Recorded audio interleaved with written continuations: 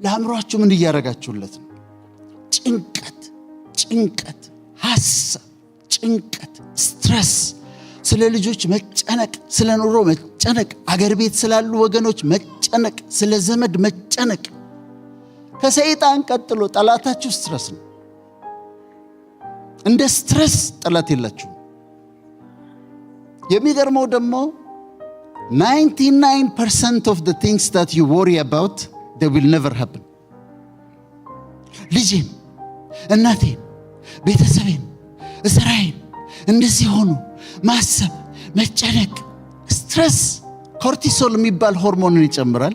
ኮርቲሶል የሚባል ሆርሞን ሲጨምር ኮርቲሶሉ ሃይፐርቴንሽን፣ ዲያቤቲስ መልሊተስ፣ ኮሮነሪ አርተሪ፣ የልብ በሽታ፣ የደም ብዛት፣ የስኳር፣ ኢቭን የተለያዩ በሽታዎችን ያመጣል። ጠላታችን ነው ጭንቀት። you have to get rid of it። ሲመጣ እኔ ጋርም ይመጣል እኮ ዞር በልልኝ ነው የምለው። በቃ ዞር በልልኝ። ልጅ እንደዚህ ብትወድ፣ ልጆች እንዲህ ቢሆንስ፣ ስትረስ እንደዚህ ቢሆንስ፣ ኑሮ እንደዚህ ቢሆንስ፣ ያኛው እንደዚህ ቢሆንስ። ስትረስ ነው እና ግን ጠላት ነው። ለሜንታል ዌልነሳችሁ ሜዲቴሽን፣ ሰላም፣ ጥሩ ነገር መስማት፣ ጥሩ ነገር ማንበብ፣ ሜንታል ዌልነሳችሁ መጠበቅ አለባችሁ። ይሄንን አእምሮ ብትከፍቱት፣ አጥንቴን ብትከፍቱት የምታገኙት ነገር ብሬን ነው የሚባለው አይደል?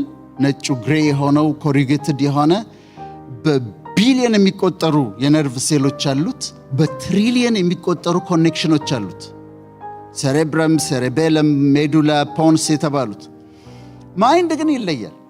ይሄኛው 3 ፓውንድ ነው የኔ ጭንቅላት ውስጥ ያለው ብሬን። ማይንድ ግን ክብደት የለውም፣ መልክ የለውም፣ የቱ ጋር እንዳለ አታውቁም፣ ግን ይረበሻል። ሲመጣና ሲጫናችሁ ስትረስ፣ ጭንቀት ሲበዛባችሁ ቴል ዩርሰልፍ አላስተናግድህም ማለት አለባችሁ። አላስተናግድህም፣ እኔ ጋር ይመጣ አላስተናግድህም፣ አልቀበልህም። ለምን?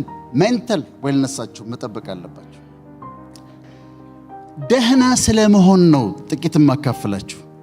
ደህና ስለመሆን ዳይሜንሽንስ ኦፍ ዌልነስ ይባላል።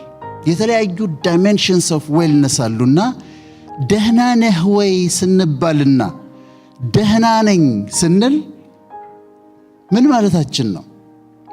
ደህና ነሽ ወይ ሲባል ሲጠየቅና ደህና ነኝ ብለሽ ስትመልሺ ምን ማለት ነው? እነዚህ ዳይሜንሽንስ አሉትና የመጀመሪያው ዳይሜንሽን ኦፍ ዌልነስ የሚባል ነው ኢሞሽናል ዌልነስ ይባላል። ኢሞሽናል ዌልነስ ደግሞ ይሄ ንዴታችን፣ ቁጣችን፣ መነጫነጫችን፣ ብስጭታችን እሱ ነው ኢሞሽናል ዌልነስ። ዲፕሬሽን ይመጣል። እኔ ጋር ዲፕሬሽን ሳላስበው ይመጣና ላይ ተከምሮ አገኘዋለሁ። ምን ሆኛለሁ? ምንም። ምን የተፈጠረ ነገር አለ? ምንም። መጥቶ ግን ይከመራል ላይ። እኔ ልንገራችሁ በጣም ደስተኛ ሰው ነኝ። አሁን ግን ደስተኛ የሆንኩት በውሳኔ ነው። እዚህ ዓለም ላይ ፈጣሪ ፐርፌክት ነው። ይሄ የተፈጠረው ነገር ግን ፐርፌክት አይደለም። ይሄኛውን ሳስተካክለው ይሄን ሳስተካክለው ያኛው ይበላሻል። ያኛውን ሳስተካክለው ያኛው ይበላሻል። ያኛውን ሳስተካክለው ያኛው ይበላሻል። ያኛውን ሳስተካክለው አይሞላም። ከዛ አንድ ቀን ቆምኩና ራሴን ዶክተር ብዬ ጠርቼ ነው ከዛሬ ጀምሮ ዶክተር ወዳጄነ መሐረነ ደስተኛ ሰው ነው ብዬ ወሰንኩ። ለማን ብላችሁ ነው የምትደበሩት? ለየትኛው ዕድሜ ብላችሁ ነው የምትደበሩት? ለየትኛው ዓለም ብላችሁ ነው በዲፕሬሽን የምትቀመጡት? ቢ ሃፒ ኢንጆይ ዩር ላይፍ። ዲፕሬሽንን አታስተናግዱ። ዲፕሬሽንን ብቻ አይደለም፣ ምሬትን፣ ብስጭትን፣ ንዴትን፣ ቢተርነስ፣ መራራነት፣ ግራጅስ፣ ቂም መያዝን አያስፈልግም። ከእናንተ ከህይወታችሁ አስወግዱት። መራራነት ሲመጣ አስወግዱት።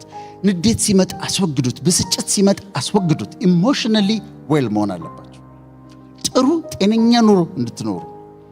መንገድ ላይ የሚጠሏችሁ ሰዎች ካያችሁ፣ ጥቁሮች ቢሆኑ፣ ነጮች ቢሆኑ፣ የሎ ቢሆኑ፣ እናንተን አይደለም እኮ የሚጠሉት፣ ራሳቸውን ነው እኮ የሚጠሉት። ሰልፍ ሄትሬድ ስላላቸው ነው ለእናንተ ጥላቻ የሚያሳዩአችሁ። who cares? እሱ ሰላም አለኝ አላለኝ ብላችሁ በብስጭት በዲፕሬሽን በምናምን በምሬት የምትኖሩት አራግፉትና ከላያችሁ ላይ አራግፉትና አስወግዱትና በደስታ ኑሩ። ህይወታችሁን ኢንጆይ አድርጉት። ህይወታችሁን ይሄ ኢሞሽናል ዌልነስ። የሚቀጥለው ኢንተሌክቹዋል ዌልነስ ይባላል። ኢንተሌክቹዋል ዌልነስ ደግሞ በየቀኑ ኤቭሪ ሲንግል ዴይ በእውቀት ማደጋቸውን እርግጠኛ ሁኑ። ትንሽ ነገር አንብቡ፣ ዶክመንተሪ ነገር እዩ፣ በእውቀት ደጉ፣ ጨምሩ፣ ትንሽ እውቀት ጨምሩ፣ ትንሽ እውቀት ጨምሩ፣ ትንሽ እውቀት ጨምሩ እና ኢንተሌክቹዋል ዌልነስ ትንሽ እኔ ብዙ ጊዜ አነሳዋለሁ። በኢትዮጵያ ውስጥ በጣም ምሁራን ከነበሩ ሰዎች አንዱ ጳውሎስ ኞኞ ነው። ጳውሎስ ኞኞ ስኮላር ነው የሚባለው። የተማረው ግን እስከ አራተኛ ክፍል ነው። አራተኛ ክፍል ተማሪ ነው። እዛ ነው ያቆመው እና አንድ ጊዜ ሲጠየቅ እንዴት ይህንን ሁሉ እውቀት ሰበሰብክ ተባለ። እኔ አለ ሁል ጊዜ ልተኛ ስል መጽሐፍ ይዤ ነው የምተኛው አለ። እኔ 6ኛ ክፍል ነበርኩ። ይህን ቃለ መጠይቅ ስተኛ መጽሐፍ ይዤ ተኛለሁ። ጥያቄ መጠየቅ ሲኖርብኝ የማላውቀው ነገር ሲኖር እጠይቃለሁኛል፣ አላፍርም። አውሮፕላን ውስጥ ገብቼ ምግቡ እንዴት እንደሚበላ ካላወቅኩ ሆስተሷን ጠራትና እንዴት ነው የሚበላው እላታለሁ። ሬስቶራንት ገብቼ ምግቡ ካልገባኝ፣ እዚህ ጋር ያለው ምግቡ ካልገባኝ፣ ሜኑ ካልገባኝ ጠርቼ ምንድነው እላታለሁ። እኔ የዛለታ የሰማሁ ቀን ጀመርኩኝ የመጽሐፍ ይዤ መተኛት። እስካሁን ድረስ መጽሐፍ ይዤ ነው የምተኛው። ኢንቴንሽናሊ ኤቭሪ ሲንግል ዴይ በማንበብ ዶክመንተሪ በማየት ሰዎችን በማዳመጥ በእውቀት ደጉ። ይሄ ኢንተሌክቹዋል ዌልነስ ይባላል። ሶስተኛው ዳይሜንሽን ሶሻል ዌልነስ ነው። ማህበረሰባዊ ደህንነት ነው። ከቤተሰቦቻችሁ ጋር እንዴት ናችሁ? ከእህት ወንድሞቻችሁ ጋር እንዴት ናችሁ? ከዘመዶቻችሁ ጋር እንዴት ናችሁ?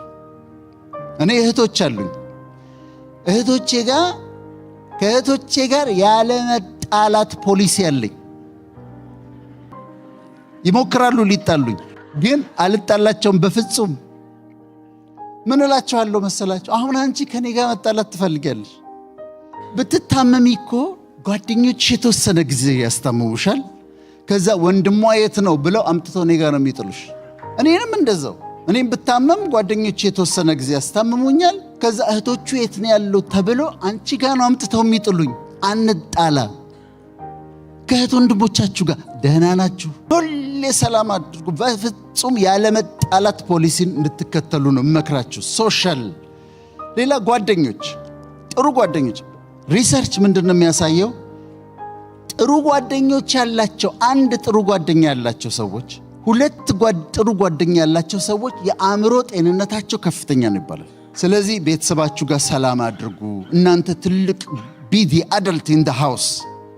ወንድሞቻችሁ እህቶቻችሁ ሊጣላችሁ ሲፈልጉ ቢዲ አደልት ኢን ዘ ሃውስ። እናንተ ታዩ ግድ የለም ምናምን ብላችሁ እናንተ ሰላም አድርጉ። እናንተ ተሸነፉ እና ከእህት ወንድሞቻችሁ ከጓደኞቻችሁ ጋር ሰላም አድርጉ። ይሄ ሶሻል ዳይሜንሽን ኦፍ ዌልነስ ይባላል። አራተኛው ኦኪፔሽናል ዌልነስ ይባላል። ስራችሁ እንዴት ነው? ደህና ናችሁ? እግዚአብሔር ይመስገን። ምንድን ነው የምትሰሩት? እውነቱን ነጋገር ከተባለ የሚያኖረን እግዚአብሔር ነው። ግን ምንም ነገር ስሩ፣ ሰርቪስ እስከሰጣችሁ ድረስ ውደዱት። አንድ ጊዜ መጀመሪያ አሜሪካ እንደመጣሁኝ ሰሞን በታክሲ ነበርና በታክሲ ሲሄድ ኤርፖርት ሲሄድ ነጭ ነበረ ሰውየው። ከዛ አወራዋለሁ። ፕሮፌሽን የተማረው ምናምን ስጠይቀ ኢንጂነር ነኝ አለ። ኢንጂነር ሆነ እንዴት ታክሲ ትነዳለህ አልኩት። በጣም አስታውሳለሁ። እንደዚህ ብሎ ነው ያለኝ። ወደ ኋላ ዞሮ አየኝ። what do you mean አለኝ። what do you mean? ኢንጂነር ነኝ። አዎ በኢንጂነሪንግ እሰራለሁ፣ ግን ደግሞ ሞርጌጅ አለብኝ። በትርፍ ስራዬ ታክሲ እነዳለሁ አለኝ። ነገሩ ለካ እንደዚህ ነው አልኩ። ሌላ ቦታ ኤርፖርት ሄድኩና አንድ ኢትዮጵያዊ እንዲህ ትልቅ ወንበር ላይ ተቀምጠው ሰዎች በጨርቅ እንደዚህ ጫማ ይጠርጋል። ከዛ አየሁት። እንዴት ነው ስራ አልኩት። ይሄ እኮ አይገኝም አለኝ። አታገኘውም እኮ ያለ 100 ብር ቲፕ ይሰጡሃል እኮ አለኝ። የማይገኝ ስራ። የጤና እርዳታ ውስጥ ነው የምትሰሩት፣ ሆም ኬር ትሰራላችሁ፣ ሳይከፈላችሁ እንኳን ብትሰሩ መስራት አለባችሁ።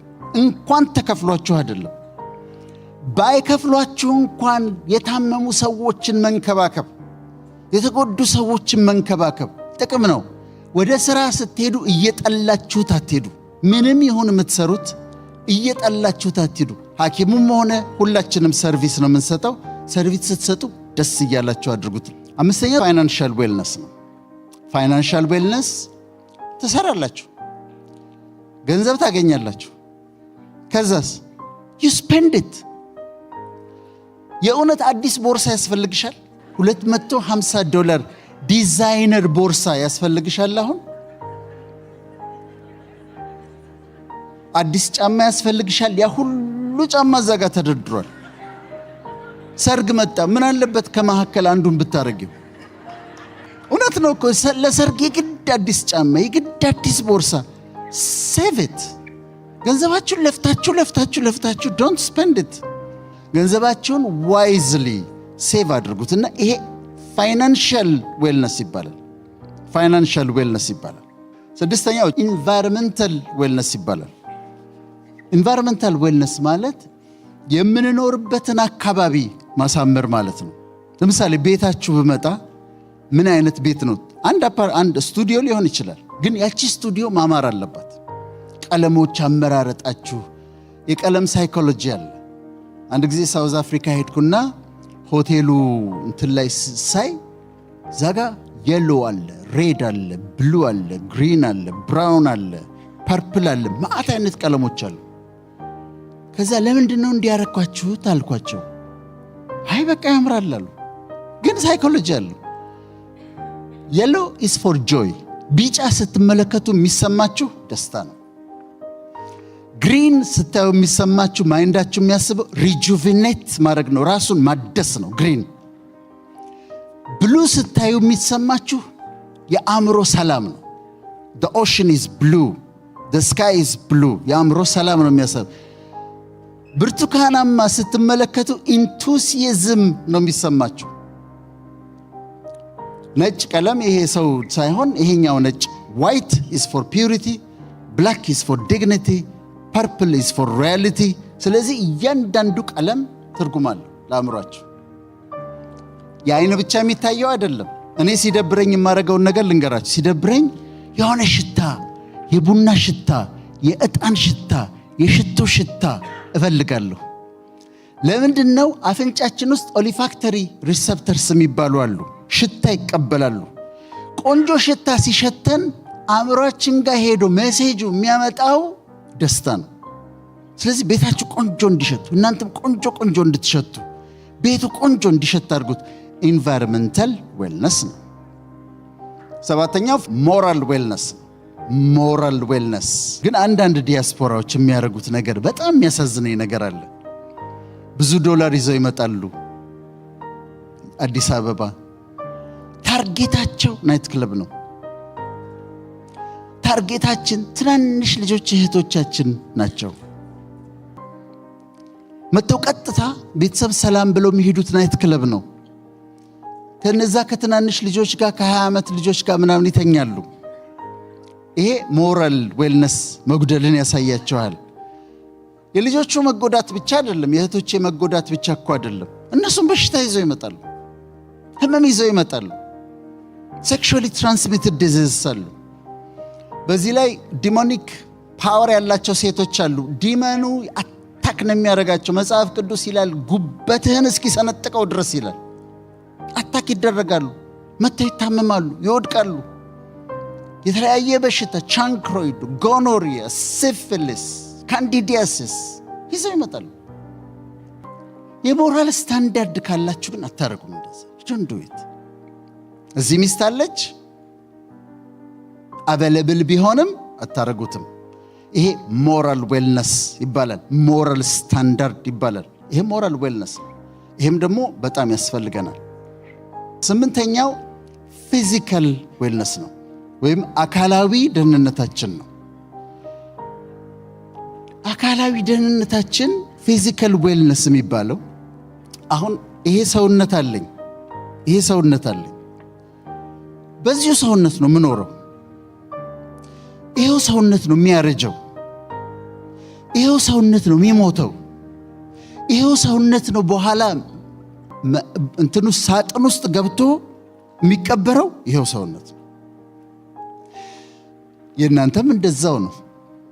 ለዚህ ሰውነታችሁ ምን እያደረጋችሁለት ነው?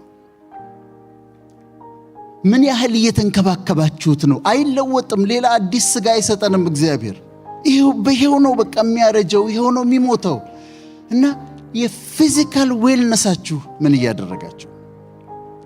እኔ መጀመሪያ በመጣሁበት ዘመን በቃ ሰዎች ሲጋብዙኝ እዛ ሬስቶራንት አንዱ ስቴክ ሃውስ ሲወስደኝ፣ አንደኛው ቺዝ ኬክ ፋክተሪ ሲወስደኝ፣ አንደኛው አበሻ ሬስቶራንት ሲወስደኝ፣ ለካ በየአመቱ በመጣው ቁጥር ዌት ጌን እያረኩኝ ነው። በመጣው ቁጥር ለካ እየጨመርኩ ነው። ከዛ 95 ኪሎ ግራም ገባሁ። ማለት 210 ፓውንድ ሆንኩኝ። እንዴት ሉዝ ላድርገው? ኤክሰርሳይዝ ሰራ፣ ዳይት ብሰራ፣ ጠዋት ተነስቼ ብሮጥ፣ በፍጹም አስቸገረኝ። ግን ልክ እንዳልሆነ አውቃለሁ። ወይቴ ለፊዚካል ዌልነስ መጨረሻ ላይ ለእናንተ እንድትከተሉት አይደለም፣ የግሉተን ሴንሲቲቭ መሆኔን አወቅኩኝና ወደ ግሉተን ፍሪ ዳይት ገባሁ። ብታምኑም ባታምኑም 20 ኪሎ ግራም ሉዝ አደረኩ። አሁን 75 ኪሎ ግራም ነው። ምን ልል የፈለኩት ይሄ በኋላ እንዳያስቸግረን። አሁን እድሜያችሁ ገና ስለሆነ ብዙዎቻችሁ ምንም ላይሰማችሁ ይችላል። ካልተንከባከባችሁት ግን ፊዚካሊ ሰውነታችሁን ካልተንከባከባችሁት አመታቶች በተቆጠሩ ቁጥር አጥንታችን እየሳሳ ህመም እየመጣ ብዙ ችግር ውስጥ እንገባለን። ፊዚካል ዌልነስ ይባላል። ምንድነው የምትበሉት? ዋሽንግተን ዲሲ አካባቢ አንድ ወዳጅ ያለና ቁርስ ጥሬ ስጋ ይበላል። ቁርስ ለአእምሮ ጥሬ ስጋ ማብላት አንድ ነገር ነው። በሳምንት 4 ጊዜ 5 ጊዜ ጥሬ ስጋ መብላት ግን ትራይግሊሰራይዱ፣ ኮሌስትሮሉ፣ በኋላ የልብ ኮሮነሪ አርተሪ ዲዚዝ የሚባላል ልብን የሚዘጋ ምንድነው እየበላችሁ ያላችሁት? ቻሌንጅ ላደርጋችሁ ነው ዛሬ። አመጋገባችሁ እንዴት ነው? ቫይታሚን ትወስዳላችሁ ወይ? እኔ ቫይታሚን ወስዳለሁ። ቫይታሚን ኤ፣ ቫይታሚን ቢ1፣ ቫይታሚን ቢ2፣ ቫይታሚን ቢ6፣ ቫይታሚን ቢ12፣ ቫይታሚን ሲ፣ ቫይታሚን ዲ፣ ቫይታሚን ኢ፣ አይረን፣ ፎሌት፣ ዚንክ፣ ማግኒዚየም፣ ማንገኔዝ ያለበት አንድ ታብሌት በቀን ወስዳለሁ። ለምንድን ነው የምወስደው? ከሚነራል ነው የተሰራሁት። ሰውነቴ ይፈልጋል። ቫይታሚን ለሜታቦሊዝም ያስፈልጋል። አንድ ጊዜ ወዳጆችን ጠየቅኳቸውና በጣም ሀብታሞች ናቸው። ቫይታሚን ተወስዳላችሁ ወይ አልኳቸው። ለምንድን ነው የምወስደው? እኔ እኮ ጤነኛ ነኝ አሉ። ሳፕሊመንት አንወስድም፣ ሚነራል አንወስድም፣ ቫይታሚን አንወስድም፣ ዳይታችንን አናስተካክልም፣ ወይታችንን ለቁመታችን አናስተካክልም። ስለዚህ ግን ማድረግ ያለብን ምንድን ነው? ፊዚካል ዌልነስ መጠበቅ አለባቸው። ዛሬ አሳይመንት ሰጥቼ ነው የሚሄደው። ፊዚካሊ ፊት መሆን አለባቸው። አሁን እኔ እድሜና የምመስለው አንድ አይደለም። ማለት ከእድሜ በጣም ነው ማንሰው የምመስለው። ለምን? ሌላ አካል ስለማይሰጠኝ በጣም በጥንቃቄ እንከባከበዋለሁ። እናንተም እንደዚህ እንድታረጉ ነው። 9ኛው ሁሉ ነገር ኖሯችሁ መንፈሳዊ ህይወት ላይ ከደከማችሁ ደግሞ እሱ ደግሞ አይሆንም። በየሃይማኖታችሁ መጸለይ፣ ማመስገን 4 አይነት ጸሎት አለ። አንደኛው ሪፔንተንስ ነው፣ ንስሐ መግባት ነው። ሁለተኛው ታንክስ ጊቪንግ ነው፣ ማመስገን ነው። ሶስተኛው ፔቲሽን ነው፣ እንዲህ አድርግልኝ ብሎ መጠየቅ ነው። አራተኛው ኢንተርሴሽን ነው፣ ምልጃ ነው፣ ስለሌላው መለመን ነው። እነዚህ ጸሎቶች አሉ። መጸለይ፣ ቅዱስ ቃሉን ማንበብ፣ ቅዱሳን መጽሐፍቶችን ማንበብ እና በመንፈሳዊ ህይወት መለምለም፣ ደግሞ ግሬትፉል መሆን፣ ቅድም ያሳዩ እንደሆን ግራቲቲዩድ ያለው ህይወት መኖር፣ ታንክፉል ሆኖ መኖር። ዛሬ እናንተ መጣችሁ አይደል? እዚህ ብድግ ብላችሁ መጣችሁ፣ እዚህ አምሮባችሁ ተቀምጣችኋል። ስትሮክ መጥቶት ተነስቶ ለመሄድ የሚሞክር ቻልኩበት እኮ አሁን መራመድ እየቻልኩ ነው እኮ የሚል እኮ ሰው አለ። እናንተ እዚህ ጋር ዘንጣችሁ ተቀምጡ። ቢ ታንክፉል፣ ግራቲቲዩድ ይኖራችሁ። መኪናችሁን አስነስታችሁ ወደፈለጋችሁበት ትነዳላችሁ። በጥፋትም ያለ ጥፋትም እስር ቤት ሆነው አንድ ቀን ወጥቼ ንጹህ አየር ተንፍሼ በእግሬ ሄጄ እያሉ የሚመኙ በጣም ብዙ ሰዎች አሉ። እናንተ ነፃ ናችሁ። ማታ ትገባላችሁ። ብዙዎቻችሁ በጣም አጭር ጸሎት አለች የምትጸልዩት ማታ ከእንቅልፍ በፊት እግዚአብሔር ሆይ ስለበጣም ሰላም ስለዋልከኝ አመሰግናለሁ ስለመሰድረኝ ትሉና ራሳችሁን ሲነካ እንቅልፍ ይወስዳችኋል። የማይተኙ በጣም ብዙ ሰዎች አሉ። ይሄ ደግሞ ስፒሪቹዋል ዌልነስ ይባላል። ስለዚህ እንደዚህ ጠብቁና ራሳችሁን ፊዚካሊ፣ ሜንታሊ፣ ኢሞሽናሊ፣ ሶሻሊ፣ ፋይናንሻሊ፣ ኦኩፔሽናሊ፣ ስፒሪቹዋሊ፣ ሞራሊ ጠብቁና እንዳማረብን እናርጅ።